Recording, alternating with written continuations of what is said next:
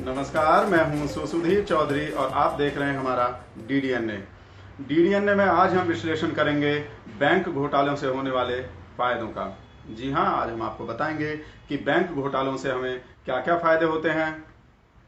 सबसे पहले हम आपको बताना चाहेंगे कि ये नया भारत है और नए भारत में बैंक घोटाले नहीं होते, इसलिए हमें इन बैंक घोटालों को पंडित दीनदयाल उपाध्याय धन विलोपन योजना कहना चाहिए।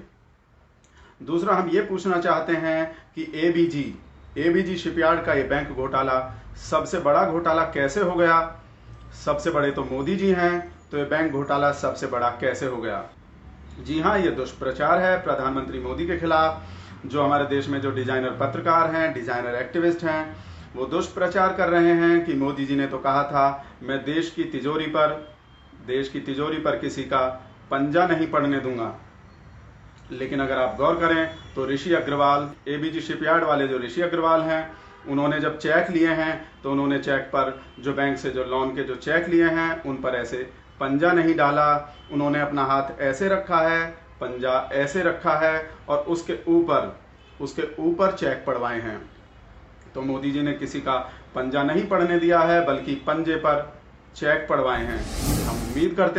हम मोदी जी से उम्मीद करते हैं कि वो इस घोटाले की पूरी जांच कराएंगे और पता लगवाएंगे कि ये घोटाला सिर्फ 22,842 करोड़ का ही क्यों हुआ। ये राउंड फिगर में सीधे 23,000 करोड़ का क्यों नहीं हुआ। 158 करोड़ रुपये की कमी कैसे रह गई, जिस कमी की वजह से हमारे देश की छवि को धक्का लगा है, उस पर धब्बा लगा है। अब दुनिया सोच रही होगी कि भारत के बैंकों के पास क्या 158 करोड़ रुपए भी नहीं है। हमें उम्मीद है कि मोदी जी पता लगवाएंगे कि किस बैंक के किस अधिकारी ने, किसी कर्मचारी ने वो 158 करोड़ रुपए किसान को या किसी छोटे मोटे व्यापारी को तो नहीं दे दिए जो ऋषि अग्रवाल जी को दिए जाने थे। आप ये भी सोचिएगा कि क्या ऋषि अग्रवाल जी को ऋषि होने की वजह से ही निशाना बनाया जा रहा है। क्या ये हमारे देश की जो प्राचीन साधु संतों, ऋषि महात्माओं की जो प्राचीन परंपरा है, क्या ये उसके खिलाफ कोई अंतर्राष्ट्रीय साजिश है। क्या इस देश में अब कोई ऋषि महात्मा बैंक घोटाला भी नहीं कर सकता क्या। आप सोचिएगा। अब हम आपको एक एक करके वो सारे फायदे बताएंगे जो बैंक घोटालों से होते हैं। सबसे पहला फायदा तो यही होता है कि बैंक के जो कर्मचारी होते हैं उनको जो इतना मेहनत का काम करना पड़ता है, पैसों का जो हिसाब किताब रखना पड़ता है, बैंक घोटाले से उनको मुक्ति मिल जाती है, उस काम से उनको आराम मिल जाता है, जो बहुत बड़ा फायदा है।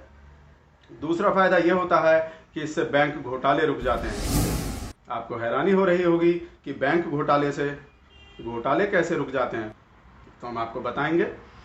आपने गौर किया होगा कि जब बैंक घोटाला हो जाता है किसी बैंक में तो उसके पास पैसे नहीं बचते, तो इसका सीधा सा मतलब है कि अब उसमें और घोटाला नहीं हो सकता। तीसरा फायदा जो होता है बैंक घोटालों से वो होता है कि बैंक की सफाई हो जाती है। जी हाँ, आपने सुना होगा, अपने बड़े बुजुर्गों से सुना होगा कि पैसा हाथ का मैल है। अब आप सोचिए कि बैंक में अगर बहुत सारा पैसा होगा तो कितना सारा मैल होगा, कितनी सारी गंदगी होगी। तो ऋषि अग्रवाल जी जैसे लोग उसकी सफाई कर देते हैं, बैंक एकदम साफ हो जाता है, एकदम क्लीन। बैंक घोटाले का अगला फायदा यह होता है कि घोटाले के बाद बैंक को बेचने में आसानी हो जाती है। मोदी जी उसे आसानी से बेच सकते हैं। आप जानते ही हैं कि घोटाले के बाद बैंक के पास पैसा नहीं रहता, बैंक घाटे में चला जाता है, यानी वो आसानी से बेचा जा सकता है। बैंक घोटाले का अगला फायदा है सबका साथ सबका विकास। जी हाँ, आपने अक्सर ये दुष्प्रचार सुना होगा कि मोदी जी सिर्फ अंबानी की मदद करते हैं, मोदी जी सिर्फ अडानी की मदद करते हैं। लेकिन आप देख रहे हैं कि ये घोटाला ना अंबानी ने किया है, ना अडानी ने किया है, ये ऋषि अग्रवाल जी ने किया है। यानी मोदी जी सबका साथ कर रहे हैं, सबका विकास कर रहे हैं। अगला जो फायदा होता है घोटाले का वो ये है कि बैंक के चाय बिस्कुट और समोसे बच जाते हैं। हम बता रहे हैं आपको कि कैसे बच जाते हैं। आपको पता ही होगा, आपने देखा होगा, जब कोई बड़ा बिजनेसमैन लोन लेने आता है बैंक में तो बैंक के मैनेजर उसे प्यार से बुलाते हैं, बैठाते हैं और उसे चाय बिस्कुट खिलाते हैं। जबकि किसान या छोटे मोटे व्यापारी के साथ ऐसा नहीं करते, उसे भगा देते हैं कि ये कागज लाओ, वो कागज लाओ। जबकि बड़े बिजनेसमैन को चाय बिस्कुट दिए जाते हैं, समोसे दिए जाते हैं। लेकिन जब घोटाला हो जाता है तो बैंक के पास और पैसे ही नहीं बचते, कोई और बिजनेसमैन लोन लेने आता ही नहीं है, तो वो सारा खर्चा बच जाता है। जब भी आप किसी बैंक में जाते होंगे तो आपने वहाँ पर एक बॉल पेन देखा होगा जो एक डोरी से बंधा रहता है। जब घोटाला हो जाता है तो वो बॉल पेन भी एकदम सेफ हो जाता है। हालांकि उस बॉल पेन को चुराना आसान नहीं होता। आप हमारे देश के बैंक से 22-23 हज़ार करोड़ तो ले जा सकते हैं, लेकिन उस बॉल पेन को आसानी से नहीं ले जा सकते।